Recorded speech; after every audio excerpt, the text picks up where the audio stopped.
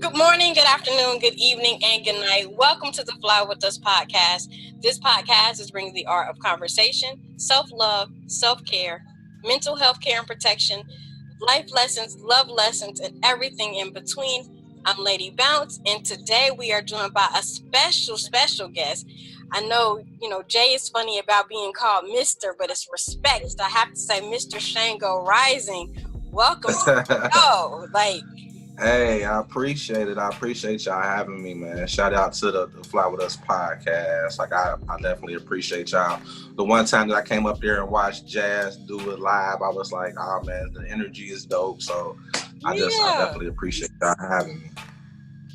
Okay, Definitely. so before we get involved, let me introduce you to the people. You are an intuitive reader, a psychic healer, you are a budding medium, as you call it, and you are a tarot card reader. I recently used a reading from you, and it was on point, and I was like, oh my God, because I could talk to you in forever, so for you to be spot on, right? That was on. I like that. That was all right. The cards be knowing, man. The cards be knowing. They do, because it was definitely spot on, and I'm working on that conflict that we talked about. That you saw. I'm working on trying to work it out. That's what's up. So, my first question is, when did you know you had this gift? Like, how do you know? You just woke up and... Well, to be honest, I've always known it was something. Like, when I was younger, I used to have like these visions of things, and I never know where they come from, but like I used to see things before they happen. And that's not even like my main like Claire, but I used to always see things before they happen. I'm like, wow, that's that, and then boom, like that happened. So like I've always known, but about 2.5 years ago, Jazz had bought me a deck, and she was like, I think you'll be good with these tarot. She bought me a deck of tarot cards. She's like, you know what, I think we'll work well with these. And then I started messing with them, and I woke up. I was reading a book called Poverty Consciousness by my guy Chris Enlighten. Shout out to Chris Enlighten. He's dope. Just talking about information and anything. He kind of like he wrote the book called Poverty Consciousness. I read the book, and then when I got done reading the book, I got up on Facebook and was like, I'm gifting readings today, and that's how it happened. Wow. So I follow you on Facebook, obviously. Talk to us a little bit about becoming stagnant in our lives. Like, what does that look like, and how do we recognize that? So when you become stagnant, you can, like with me personally, I just start, I'm an overthinker. So once I start to overthink, and once I start to sit and think about the same things versus putting action to it, that's when I know I'm becoming stagnant, where I try to take inventory, like, okay, we've had the same thought, or we've had the same train of thought, like, let's put some action behind it.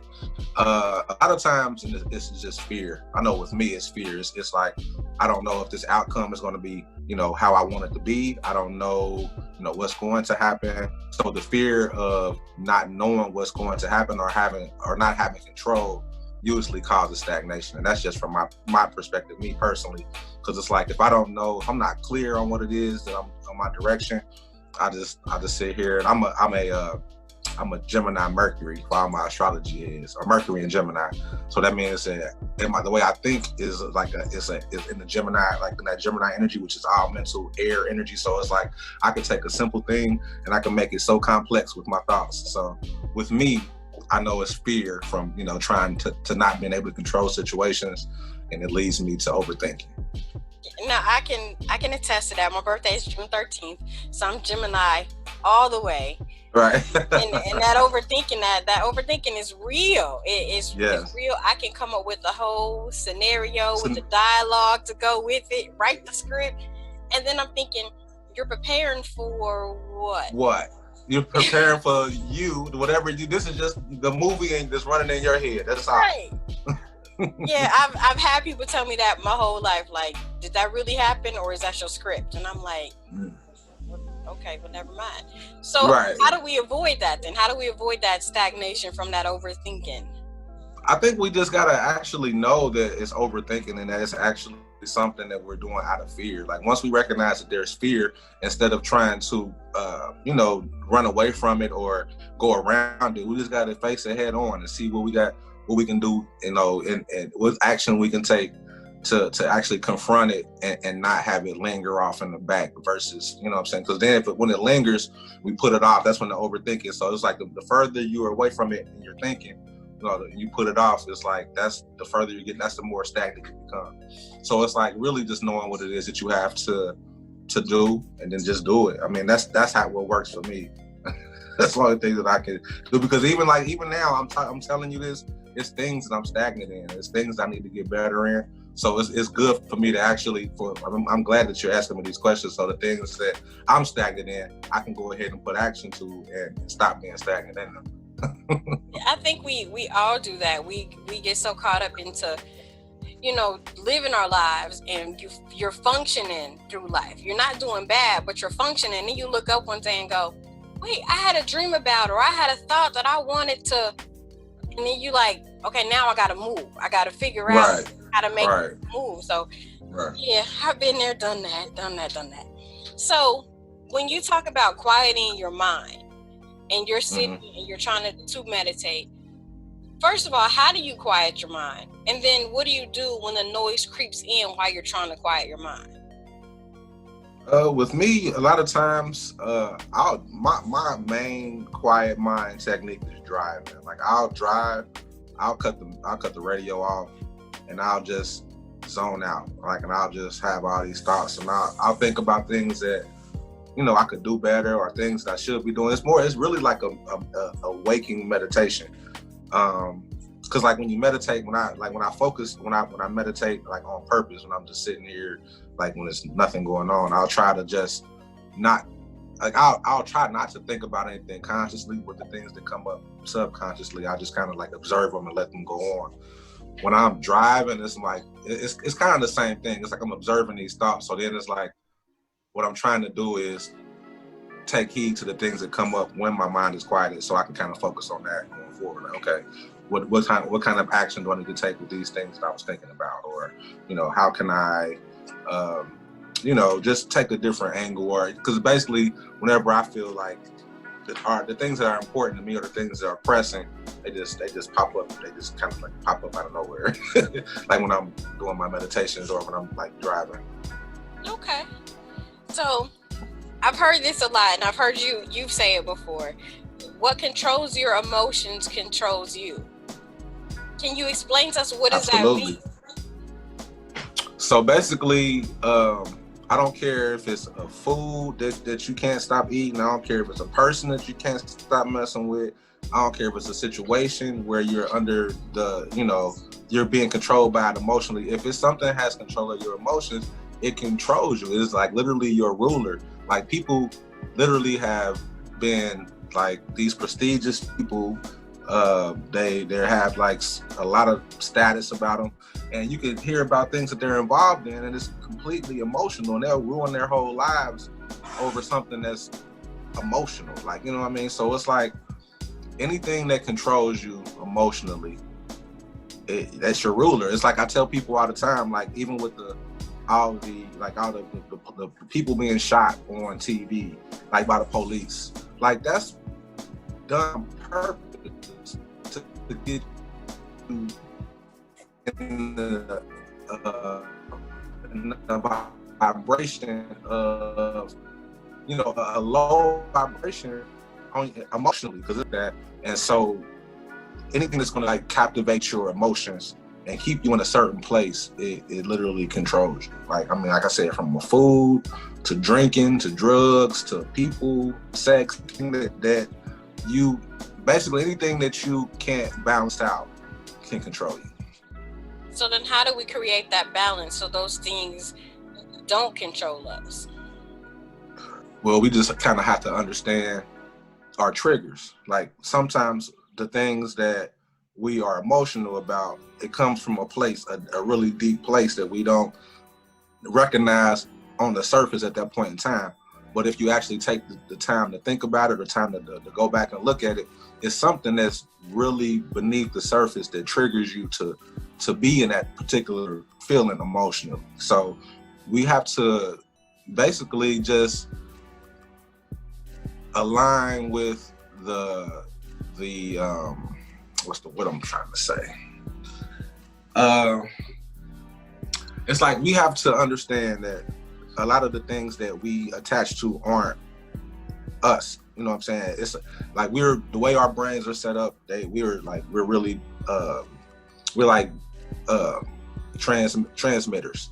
So it's like sometimes we'll attach to things that don't have anything to do with us, and we'll start to have these emotions behind it based off of something, like I said, that's under the surface, that's below our surface, that we don't even recognize. Like even with like the politics, like how everybody is so emotional about politics. It's not the politics that they're emotional about. It's the underlining things that they really are that their emotions are attached to, that comes out in the political debates and all that type of thing. Or like you see people on Facebook just yelling or screaming at each other, going back and forth. And it's all of these different emotions that people haven't dealt with, triggered by something, by a common trigger, and it's just chaos. So it's like we have to realize that we have to get ourselves together on an emotional level and understand what's we got to actually figure out who we are emotionally. A lot of people don't even know who they are emotionally. You know what I mean? They don't deal with their emotions. A lot of people tend to suppress their emotions, and then when they come out, when they are when they do come out, when they're triggered, they just kind of explode all over the place. Yeah, I've done that. Am I greasy? I feel like I don't mean to cut you off. I feel like I'm greasy sweat because I'm over here drinking a little bit. So if I look like I'm a greasy, just let me know, because I know I'm over here leaking. I feel like I'm hooping or something.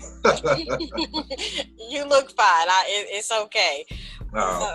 But I was thinking about what you said about controlling those emotions. I really try to stay out of political debates for that reason, and then I try to get people to just understand that no matter who occupies the White House, I still have to get up and go to work. I still have to take care of my family. I still have to focus on what's important. I have to focus on the things that I can control. So I can't control who's in the White House. I can't control the laws that they put forth. All I can do is adapt to what they do and make the changes, because I got to put my focus on what's important, which is, taking care of my family. Exactly. That's another big thing as far as, dealing with your emotions or being triggered, is like control what you can control and don't worry about what you can't control, because what you worry about, if you worry about things you can't control, then you're going to always have your mind occupied with things that you feel like is going to bring you down emotionally because you can't control it. So exactly. You just have to. You're right. You're fine.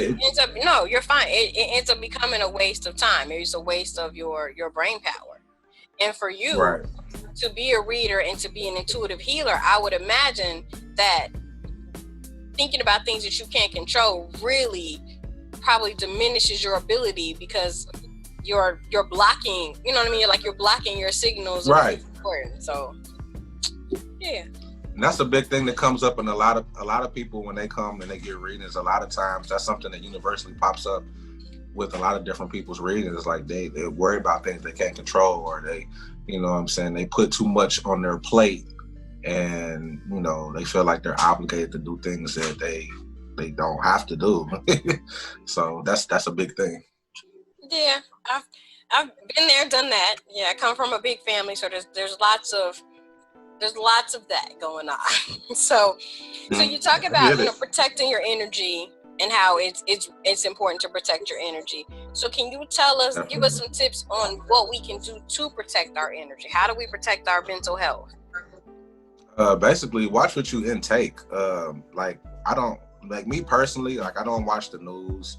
I don't buy into a lot of the things that are on TV, just because the media has a way of inserting their their feelings into your and their emotions of what they feel like they want you to have. So, you know, I limit the things that I take in. Like I take in things that are like I'm silly. I'm a comedian as well, so I take in a lot of like funny stuff. I try to find out or stay on the lighter side of life. And now that don't mean that, you know, the dark won't creep in or you have to deal with it in a way inauthentic, but at the same time, I just try to stay true to my nature. I'm a bubbly, silly, you know, funny type of person. So I just try to keep those type of, I try to match that energy, you know, as much as I can.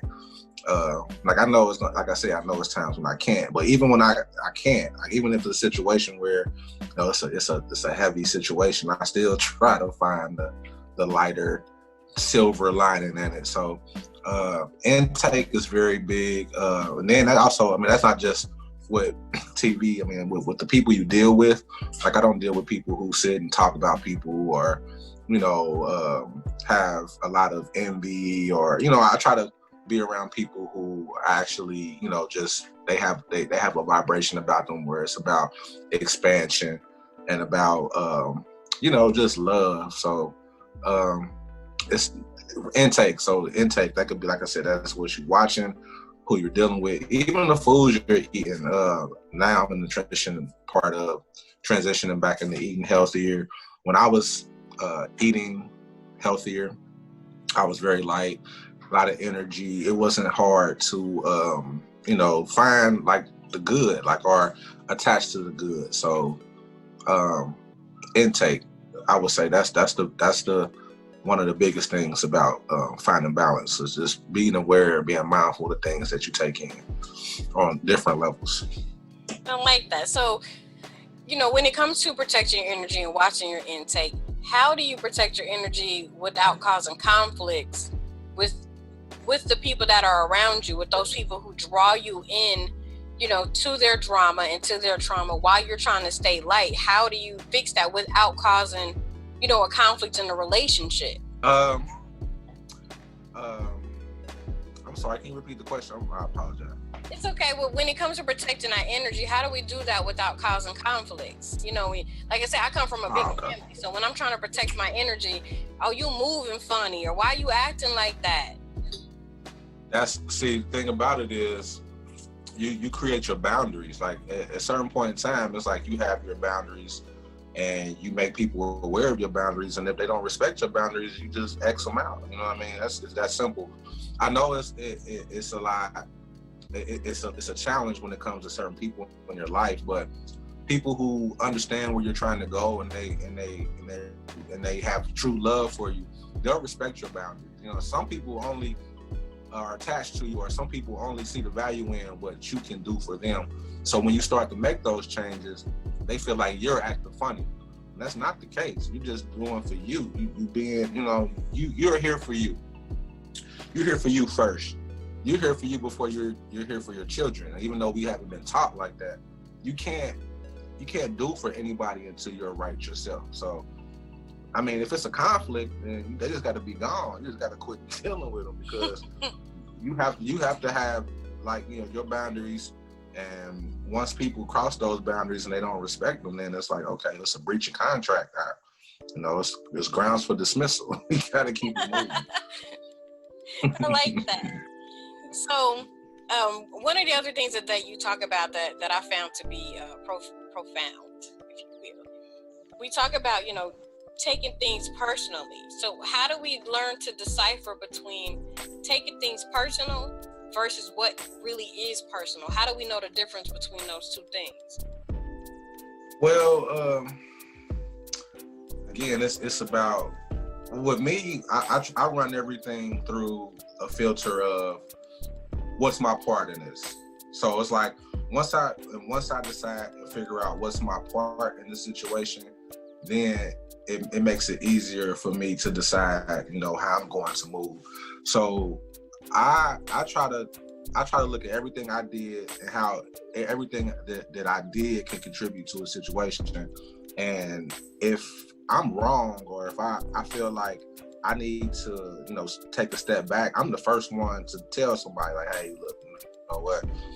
I know how it looked, and I thought about it, and I did this wrong. And so it's really, with me, it's more about I try to take an inventory of my part in things. Like, that's the biggest thing. Like, with any situation, no matter what it is, I don't ever want to feel like, a victim. I don't want to feel like that. So I know that I have a part to play, that I play a part in whatever situation, and it's always me. Like, that's the thing. Like, I always try to figure out the me part, because if you figure out the you part, that'll be always way easier than trying to figure out somebody else's part in things, and to take accountability for you, and it'll just make you start to see things in a different way, and just kind of move in a way in which it's like, all right, like, how do I don't know, just it just kind of keeps it just keeps me on the straight and narrow, just thinking about my part in things. I like that. So again, that goes back to focusing on what you can control, and you can control your responses. You can control how you move in response to somebody trying to personally attack you. I like that. Right. All right, so let's get a little lighter. So you said that you are a comedian. Mm-hmm. Like, how does that work? Like, are you ever on stage and like something comes to you while you're trying to tell a joke? Like, how do you do that? Well, I've been silly. Like, it's funny. Like, I've always been silly. Like, my mom tells me, or she's told me, that I've been like talking about people or saying silly stuff since I was like 2 years old. Like, you know what I mean? Like, literally, she told me that. But I remember one time specifically, my uncle, he's really silly too, but he had told me one point in time, he was like, you should be a comedian. And I remember having a thought at the time. I probably was like 12 years old. I remember having the thought, like, I don't even know how to do that. Like, I don't even know, like, where would I even go to become a comedian? Like, how did I even, like, I was just in my mind trying to figure out how. Now, it took me a long time from when I decided that I wanted to do it to actually do it. It took me like 3 years to work my way up to get on stage. But yeah, like, when I'm on, like, I'll have an idea of what I want to say, but the funniest things, the most authentic, organic things come just off the top of my head. So, like, I've been on stage before, and I've had a plan, and like, I literally, sometimes I even forget what it is that I planned on saying. Just get up there and I just start freestyling. Sometimes it works, sometimes it don't, but that's funny. I find it hard to believe that, that it doesn't work, because the few times that I have, like, seen your videos on Facebook, and then the one time we did meet in person, you are pretty funny. Like, you are like a big jokester. You were definitely somebody that I probably couldn't be around if I had to be like in a serious minded moment. You couldn't be. Oh, nah. No. We're gonna mess all that up. I tell anybody that listen, and that's probably gonna sound terrible, but I've laughed at every funeral I've ever been in. Like, literally, every funeral I've ever been, like, I've laughed. Like, I don't care where I'm at, I'm gonna laugh. Like I just church. Like, when I used to go to church, like, I always find something funny. Like, old people doing something, somebody scratching their neck silly or anything. Like, it could be anything, and I'm gonna find the humor in it. Like, yeah, you can't be sitting next to me, because I'm gonna poke you and I'm gonna like, look at that, look at her wig, and we gonna crack up. Like, you know what I'm saying? Like, off rip.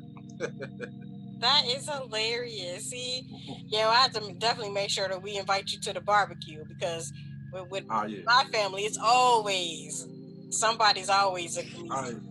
Like, some families got the one drunk uncle. I got like 3. Yeah, me too. I got at least 3. It's nothing but jokes. Right. So, what do you do for self-care? How do you put yourself back together? I know a reading can kind of take a lot out of you spiritually as you're filling up somebody else. So how do you fill yourself back up? So I got, it's funny you asked that. Well, not funny, but it's just on point. So last week, I had a reflexology appointment, and afterwards, she told me that I should get like pedicures and be more mindful of like my feet, basically pay my feet more attention and give them pamper and stuff like that. So that's what I'm working on. But like the thing I've always done, I just smoke weed. Like that was always my that was my self-care. Like I just sit back and I get high and I'll just let life just float and do what it does as I observe from my third party setting. So I'm working on being more like getting pedicure. Like I'm actually going to get a pedicure on Wednesday, and like sitting in my feet in water, just stuff like that. But and I'll probably be high when I do it. So marijuana.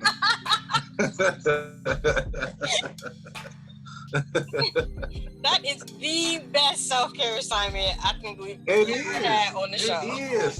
It is. Just roll up and then just sit back and watch how everything falls into place. That is, I'm sitting over here cracking up. Our producer is over here cracking up because I'm thinking to myself like, so now I'm about to use this to my advantage since you're going to go get a pedicure. Right. I've been trying to get this J dude in the chair for a good 20 years. So now I'm about to throw your name in the mix.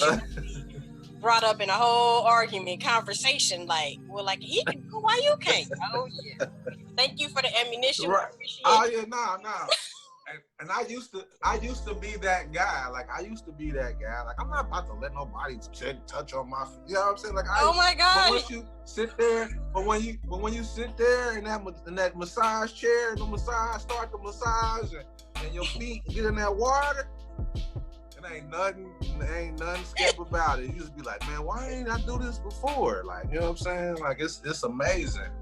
It's truly amazing. And then when you walk out of there, you feel bougie because you feel like your feet look good. Like, you know what I'm saying? Like, they feel great. But you feel like they look good. Like, I got them one feet. Like, you know what I'm saying? Them walked across the coals feet. So it's like, the way she did, the way I felt when I think I walked up out of there with like, they give you these little flip-flops with my feet too big. You know what I'm saying? So, I don't know. It's amazing. Don't feel no kind of way. I don't care what nobody say. I'm going to get my pedicure. That shit, man. That is amazing.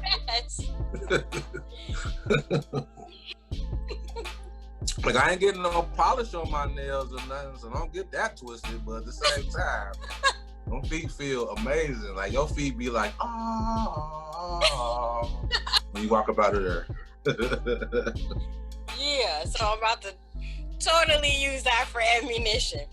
So real quick, let's get into this brain science episode, and it's triggered by you as our guest. So why you is a holistic spiritual approach? A holistic approach is essential because everything is energy and everything is connected. Oh, hold on, my picture went away. That is the worst. All right, sorry about that. So, a holistic approach is essential because everything is energy and everything is connected. Holistic healing touches every level of our being, the body, emotions, mind, and spirit.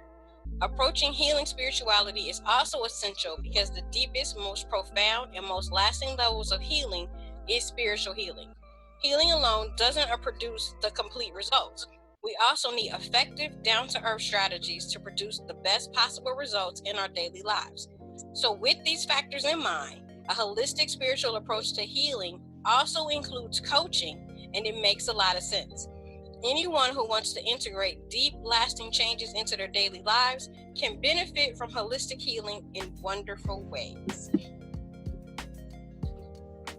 So, tell us where to find you. How do we find you? I know you're on Facebook at Chango Rising. Where else can we find you?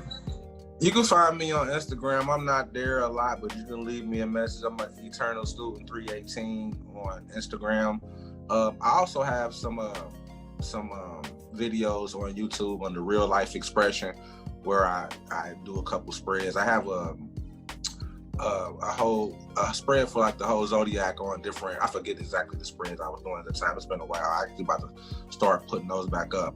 But yeah, like I didn't do it today, but I'll drop a spread on the days I'm off of work. I'll drop a daily spread just so everybody know what the energy is like. But yeah, Chango Rising on Facebook, Eternal Student 318 on Instagram, on Facebook. I mean on YouTube, on Real Life Expression, and yeah, inbox me if you need a reading or if you want to chop it up, got a question or anything like that. I'm pretty open. It might take me a little time sometimes because, I'll be out and about, but I'll get back with you. All right, so our producer says to wrap, but we got to wrap this up. So I'm going to wrap it up with our mindfulness minute for this episode. It's the power of action. I have within me the ideas that I need to change in my world. I take my divinely created creativity and put it to work on this day. You have all an inspiration that you need to improve your life. You can improve your relationships, your finances, your career, your health, and anything you may wish to change. Stop the rumination and act. Stop planning and act. Stop weighing the options and act. Stop making lists, which is what I do. I'll make a list in a minute, but act on it. Stop prioritizing and act. A little bit of doing will be more worthwhile than sitting in indecision, which is actually a soothing, comforting enemy in disguise. It is better to take the wrong action than to do nothing at all. So perhaps as you read this or listen to us, your heart leaps at something left undone. Maybe you put something that really matters to you on the back burner. Delay kills all plans. Better to be foolish and alive than to be prudent and embalmed. Go ahead and give 5 minutes, 10 minutes, or an hour, a day maybe, to live the life of your dreams. This is your engraved invitation to a more abundant life. That's facts. Like that was powerful. That's facts. That's the biggest thing that I struggle with. I'm even gonna lie. Like I said earlier, like I'll have the thoughts. I have it planned out, and then I'm thinking about the thoughts and the plans, and then I'm thinking about the plans and the thoughts. You know what I'm saying? So it's like, just take that action, and that's what I'm working on, being better at myself. So that's big facts. I like that. So I gotta thank you again for joining us. You definitely have to come back, and when this pandemic ends, I can't wait. You have to come join us in the Fly With Us studio, because for sure, the humor through the computer, I need that face-to-face interaction. I need that good belly laugh that you bring when I see you. So definitely come on, Corona. And for sure, I can't wait. I appreciate y'all for having me. I'm honored to be able to be on here and give my insights and my thoughts about things. So definitely shout out to the Come Fly With Us podcast. Fly With Us podcast. Same thing, that'll work. I appreciate y'all. I know. I appreciate y'all, man. I appreciate y'all big time. All right, so with that being said, you can find us on Facebook, Instagram, YouTube, Twitter, SoundCloud, Apple, or wherever you get your favorite podcasts. And you can always email us at flywithusla@gmail.com.